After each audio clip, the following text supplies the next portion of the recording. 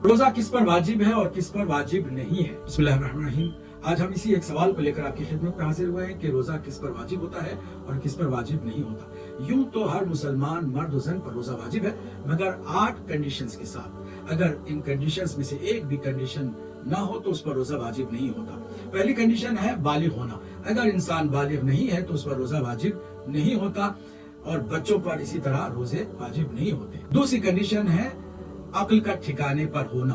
अगर इंसान दीवाना हो जाता है, पागल हो जाता है, तो उस पर रोजा वाजिब नहीं होता। तीसरी कंडीशन है कुदरत और ताकत रखना। अगर इंसान कुदरत और ताकत नहीं रखता, वो इतना कमजोर है कि रोजा तहम्मुल नहीं कर सकता, तो उस पर रोजा वाजिब नहीं है। चौथी कंडीशन है इंसान को बेहोश भी नहीं होना चाहिए। अगर कोमा में है और किसी वजह से गश के आलम में है तो उस पर रोजा वाजिब नहीं होता। पांचवी कंडीशन ये कि मुसाफिर भी वो ना हो। अगर कोई इंसान सफर पर है तो उस पर रोजा वाजिब नहीं होता। छठी कंडीशन ये है खवातीन के लिए कि हैज और निफास की हालत में ना हो। अगर हो तो फिर रोजा उन पर वाजिब नहीं होता, अगरचे माह रमजान के बाद उन्हें उन रोजों की कज़ा भी रखनी होगी।